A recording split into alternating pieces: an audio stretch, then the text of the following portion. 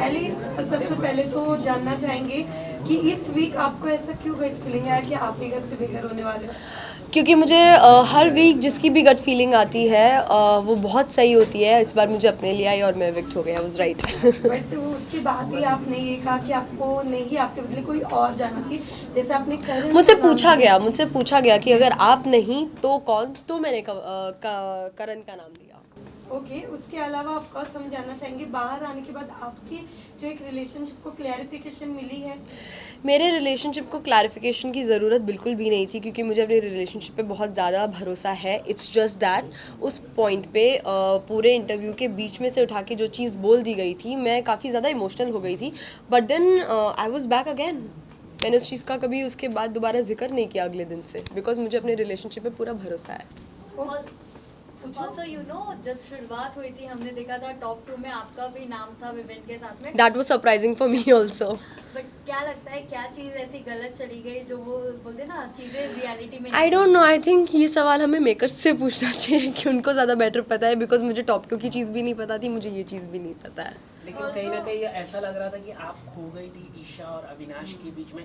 आप थोड़े से आपने नायरा से बात करने की कोशिश की, आपने मैंने कोशिश नहीं की, मैंने बात की। किया आपने, लेकिन कहीं ना कहीं उनके बीच में आप खो गई। ऐसा आप अगर आप देखें, कन्वर सर ने भी माना कि कहीं ना कहीं आप वो ग्रुप के वजह से ये आज आप इतना आउट हुई है। मैं डेफिनेटली ये नहीं कहूँगी कि मैं ग्रुप की वजह से आउट हुई हूँ। ये कहना तो बहुत ही ज़्यादा गलत हो जाएगा कि मैं ग्रुप की वजह से आउट हुई हूँ।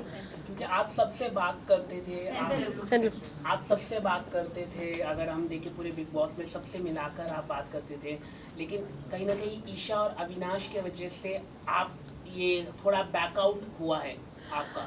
आई डोंट रियली नो कि अभी मैंने एपिसोड्स नहीं देखे हैं, मुझे नहीं पता क्या कितना दिखाया गया है, क्या कितना नहीं दिखाया गया है। इस चीज़ पे मैं कमेंट कर सकती हूँ एपिसोड्स देखने के बाद की, और मैं क्लैरिफाई कर सकती हूँ एपिसोड्स देखने के बाद कि जिसको भी जो कुछ भी लग रहा है वो क्यों लग रहा है। ईशा, शो में आपको वुमन कार्ड भी खेलते हुए देखा गया है, इसके अलावा बीचिंग करते हुए भी काफी ज्यादा। पहले तो मेरा नाम आप ठीक से ले लीजिए। Alice, sorry. Thank you. हाँ, आप आपका क्वेश्चन।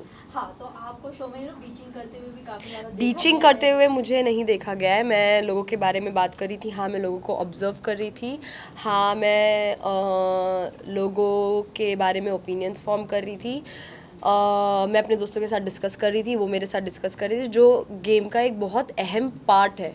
तो that is what was happening, और बीच में थोड़ी बहुत मस्ती वगैरह हो रही थी, एंड दैट्स अबाउट इट। ऐसा लगता है आपको कॉन्फिडेंस वाइज लो हो गई थी आप, बिकॉज जब सलमान ने आपसे पूछा कि कौन घर से बाहर हो सकता है, तो आपने ऑटोमेटिकली अपना नहीं, वो कॉन्फिडेंस लो नहीं था, वो मेरी गट फीलिंग थी। मुझे पूरे हफ्ते से गट फीलिंग थी कि मैं जाने वाली हूँ, बिकॉज हर बार इनफैक्ट अभी मैंने इस चीज़ का आंसर दिया है कि हमारे दोस्तों के बीच में, हम सब के बीच में हमेशा ऐसा होता था कि इस बार कौन जाएगा, इस बार कौन जाएगा, इस बार कौन जाएगा, और हर बार मेरी गट फीलिंग सही होती थी, और इस बार मेरी गट फीलिंग मैं थी, और मुझे पूरे हफ्ते से कहीं ना कहीं पता था मैं जाने वाली थी, और मैं अपने दोस्तों को भी यही बोल रही थी कि this time it is me. So जैसे ही उन्होंने पूछा, मैंने अपना हाथ उठाया, because I knew I had that gut feeling, तो मैंने अपना हाथ उठा लिया। That was not confidence low. Isha ने कहीं ना कहीं आपके बारे में भी कुछ बैक बीचिंग की थी अविनाश के साथ, कि जैसे कि आप लोगों से बात करने जाती थी तो कहीं ना कहीं उसको लेके भी वो सवाल उठाती थी कि ये अपने कई सारे गुड पॉइंट्स बनाने के लिए कर रहे हैं। उस पर आप क्या कहना चाहिए? देखिए, मैंने अभी तक एपिसोड देखा नहीं है, तो मैं इस चीज़ पे कमेंट नहीं कर सकती, पर मैं एक चीज़ ज़रूर कह सकती हूँ कि बैक बिचिंग उसको तो नहीं कहा जाएगा। ठीक है, एक दोस्त, हम 3 दोस्त हैं, अगर किसी को किसी के बारे में कुछ लग रहा है तो उसके पीछे से बाकी 2 लोगों ने बात की है, इसका मतलब बैक बिचिंग तो नहीं हो गया है कहीं भी। उसको जो लग रहा होगा उसने बोला होगा। वैसे बाहर आप लोगों की गैंग को चुगली गैंग ये नाम दिया गया है। Yes, I'm aware. So do you think कि एक्चुअली में आप लोगों के पास में कोई टॉपिक नहीं होता था? ऐसा कुछ भी नहीं है। अगर हम दूसरों के बारे में इतनी बात करते थे, जहाँ हम उनके लिए ओपिनियंस अपने बता रहे हैं, मस्ती मजाक कर रहे हैं, जजमेंट पास कर रहे हैं, इतनी बात करते थे, तो इतना सारा हमारा खुद का हंसी मस्ती एक दूसरे के बारे में होता था। तो अब बिकॉज घर के अंदर एज सच कोई इतना स्ट्रॉन्ग ग्रुप नहीं है जिसको गैंग कहा जा रहा है, तो चुगली और गैंग को मिक्स करके चुगली गैंग बना दिया गया। बाकी I don't think it is चुगली। सब लोग यहाँ पे आपका एविक्शन के बाद एक चीज देखी गई कि शिल्पा जी जाकर ईशा के साथ कहीं ना कहीं बैठ रही थी, और दूसरी चीज ये शिल्पा मैम और ईशा काफ़ी अच्छा बॉन्ड शेयर करते हैं। Yes, they were talking about कि अच्छी लड़की थी घर से बाहर हो गई, एंड कहीं ना कहीं ये भी देखा जाता है शो में कि शिल्पा जी का जो झुकाव है वो विवियन की तरफ थोड़ा ज़्यादा है, इस बारे में क्या कहेंगे? मुझे लगता है शो खत्म हो जाएगा उसके बाद भी पता नहीं चलेगा शिल्पा मैम का झुकाव किसकी तरफ ज़्यादा है।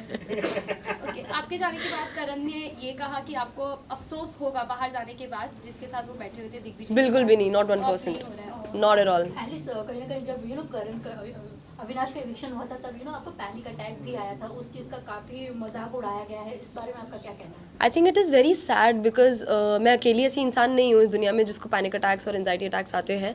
कई सारे ऐसे लोग हैं जिनको पैनिक अटैक और एंजाइटी अटैक आते हैं, और लेट मी टेल यू 20 अलग अलग टाइप के पैनिक अटैक्स होते हैं, ठीक है।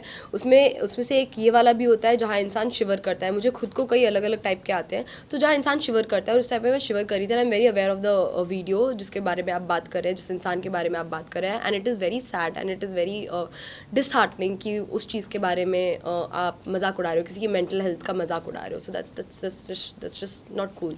वैसे आपके इविक्शन से विवियन थोड़े मतलब सैड नहीं नजर आया, उनका बहुत ही कैजुअल रिएक्शन था आपके इविक्शन के बाद। What do you want to say? Vivian is not someone who will sit and cry, ठीक है। फर्स्ट ऑफ ऑल मुझे पता है Vivian was always there for me even during my मेरे को बस एक ही बार एंजाइटी अटैक नहीं आया था, मुझे कई दफ़ा एंजाइटी अटैक आया था, and Vivian was always there for me. Vivian always cared for me. Vivian ने हमेशा मुझे गाइड भी किया है जब भी मैंने उनसे कुछ भी एडवाइस मांगी है।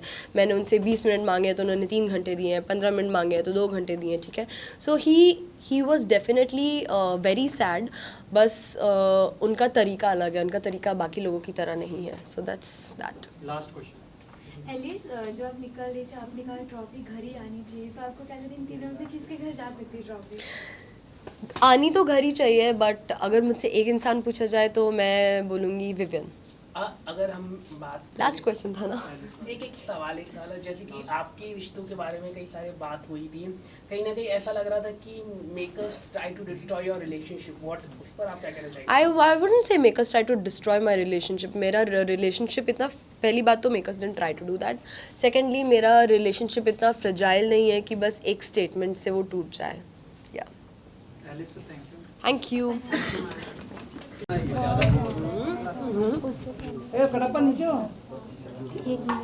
मैम पहले इधर। यहाँ Alice right. Alice, one look this side, center. Centre look. Wait ma'am. Madam यहाँ पर सपोर्ट किया आपको, कन्वर्स सर ने बहुत सपोर्ट किया आपको। Of course. Thank you.